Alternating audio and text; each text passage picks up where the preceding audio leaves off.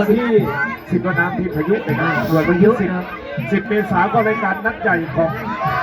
ภูเก็ตครับที่หนองหัวหมูเลยครับอุตุพรที่ใส10 เมษายนจัดใหญ่เลยครับ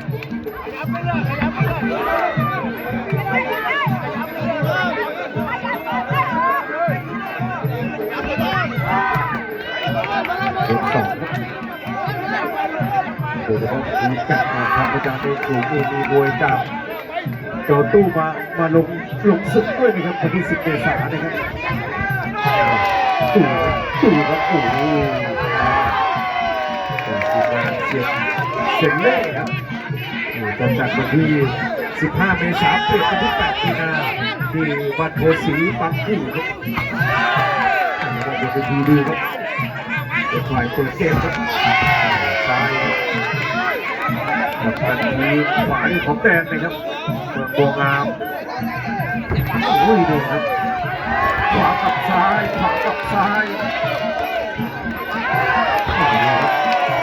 ใครจะออกได้เร็วกว่ากันครับขวาได้แดงเอาไปแต่ว่ามีสลับซ้ายครับโอ้มีสลับแค่กันเลยครับเป็นบัวงามแต่ว่ากำลังทีไม่สดครับ25,000นะครับตัวนี้ผู้ใหญ่แสนศักดิ์อ้าวนี่จากวัดสะพุงครับปกตินี่ผู้ใหญ่ไม่ค่อยออกมาเชียร์มวยกันว่าให้กำลังใจหลานชายครับผู้ใหญ่แสนศักดิ์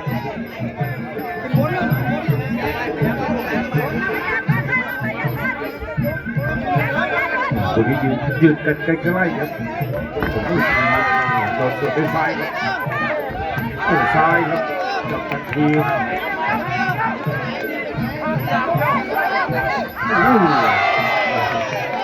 คู่นี้นี่ตัวจัดเป็นที่เอกอีกคู่นึงนะครับหมดยกที่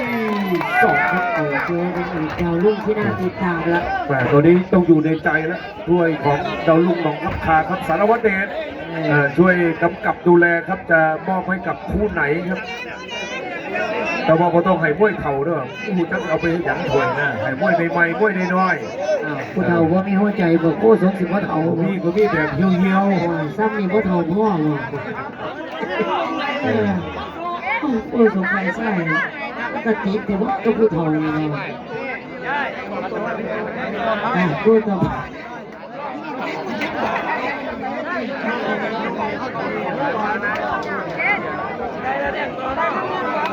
เวทีนั้นเวทีพังเวทีนี้ไหมเวทีที่พังของลำทำมวยเลยยกที่3ครับสาวประทะตรงกลางยกที่2.5ครับมาสมบูรณ์กับกระถิ่นน้ำมันนี่ครับข้างล่างนะเล็กมากเป็นเวทีใหม่ใช่ไหมสีสะเกษเวทีใหญ่มากไม่มันเป็นปีนี้ใช่ไหมมันทำปีนี้ประสบการณ์ยังน้อยเนาะยก3ครับคู่นี้อยู่ที่แขนอยู่ที่เกมครับทะเลาะเหมือนเดิมกระถิ่นทะเลาะเหมือนเดิมครับ2.5 เดี๋ยว3หมดที่2กันที่4นะ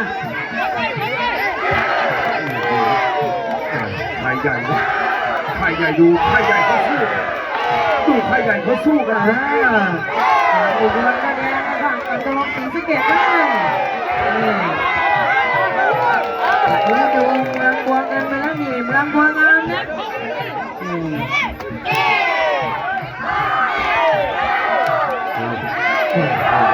ตัวเองตัวเองเป็นตัวปัญหาให้ทั้งวัดออกฤทธิ์คำคาถา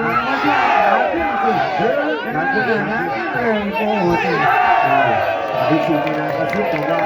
เจ้าปัตตานีนี่เจอไฟมังกรข้อ5พยัคฆ์ครับยกซ้าย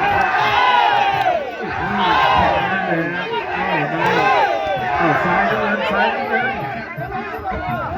บัวงามตัดตันคู่นี้อาจารย์กรที่เดินเป็นอาบุกเขากินดีหรือเปล่า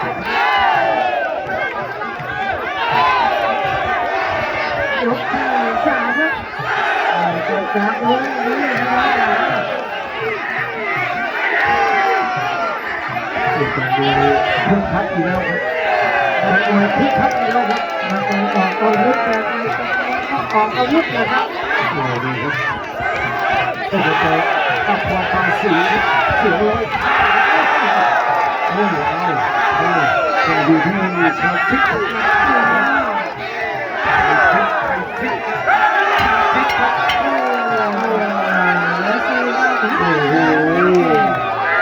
าษาเนี่ยเขาบอกว่าใส่กันแบบนี้ไม่ต้องเวทปั๊บนี่ครับไม่ต้องเวทปั๊บครับก็มาเป็นตลอดทั้งคู่เลยครับ ทั้งคู่ครับยังมีสิทธิ์ความควรมี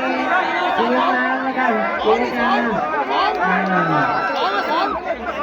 วันนี้จะมาบวกทุกคนของกำลังหลวงนะครับ โอ้วันนี้ต้องขอบคุณท่านผู้ใหญ่นิคมสุรเสนนะครับมาจากกันโพแล้วก็ท่านผู้ใหญ่พุทธาพูดศรีครับของผู้ใหญ่ครับวันนี้มีเจ้าของพื้นที่นะครับรวมสนับสนุนในการจัดมวยน้อมรำลึกบูรพาจารย์มหาพุทธสุขผู้ในวโรกาสพระราชทานเพลิงสุขครูสังวรวรธรรมนะครับหรือว่าหลวงปู่น้อยนะครับเจ้าคณะอำเภอดงคูนนะครับ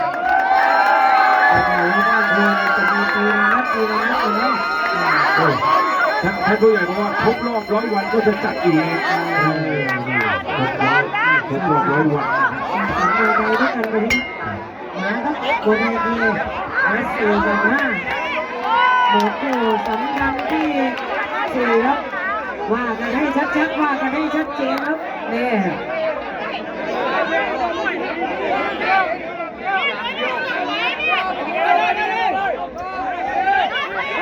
มาครับยก4ครับยก4ครับอยู่ดีสั่งกันเลยเดี๋ยวดูครับเก็บแล้วก็โอเคตัวครับเสร็จแล้วดูดูดิทะเลาะผมเชียร์มาเยอะผมเชียร์มาเยอะปัดอีกคู่สองเลย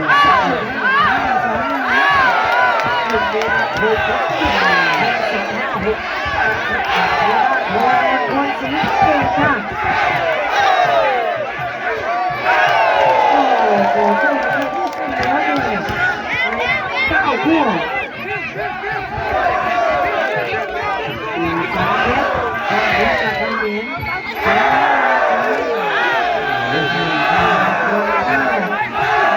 สุดยอดครับกองเชียร์2-3นี้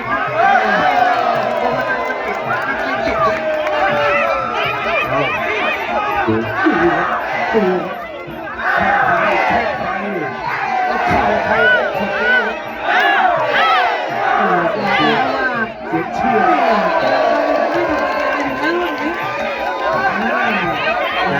ดีของทีมแชมป์กับบนราชธานีและเป็นแชมป์ของศรีสะเกษครับโอ้ดีท่านผู้ชมดร.พิธาเลยนะศรีสะเกษโอ้มาให้โอกาสต้องศรีสะเกษดูดี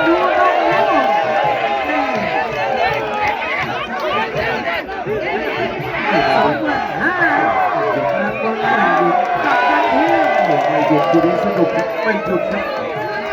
โอ้โหต่อเนื่องเลยครับ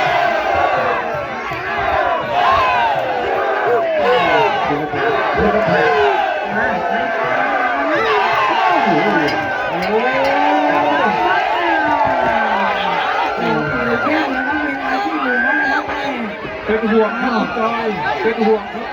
ใครที่ดูมวยคู่นี้ดูแล้วไม่สนุกคู่นี้ให้ไปพบแพทย์พบหมอครับเพราะฉะนั้นท่านที่อยู่ในสนามแบบนี้ปรบมือครับปรบมือครับนี่คือ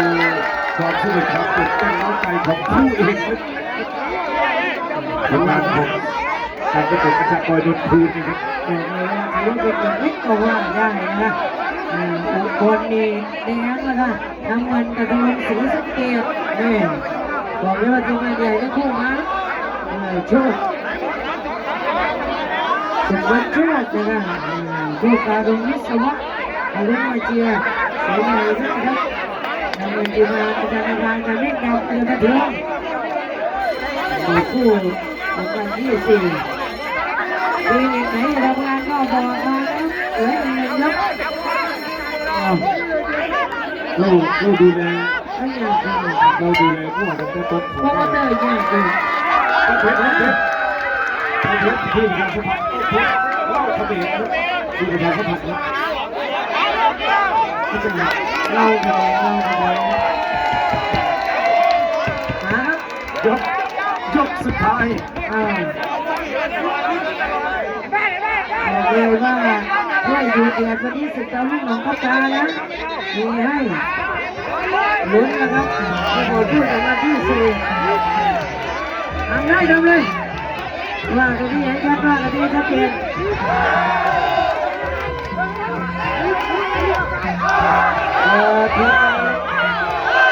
เสียโตให้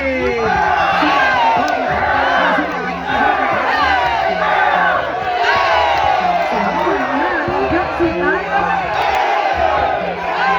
บอลน้ำจะตัดทีมโอ้โห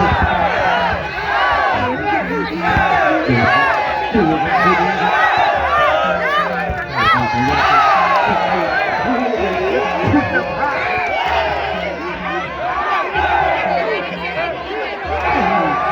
เดี๋ยวทุกคนทำงานสูงสักทีครับ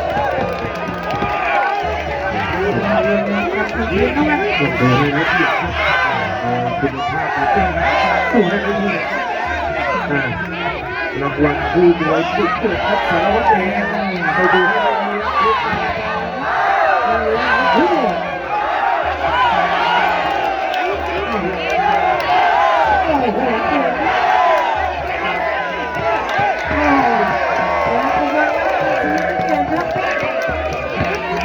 บอลนะกัปตันทีมยกสุดท้ายยกสุดท้าย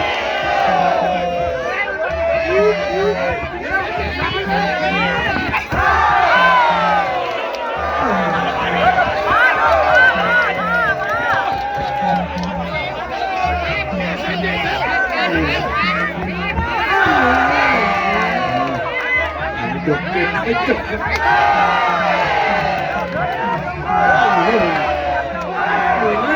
สุด พี่น้องครับตบมือกันดี โอ้ไม่ว่าใครจะแพ้ชนะตอนนี้เราอาชื่นชมนักมวยทั้งทีมทั้งสองฝั่งเลยนะประมวลคุณยืนทั้งนั้นก็ที่จะมวยไทยครับที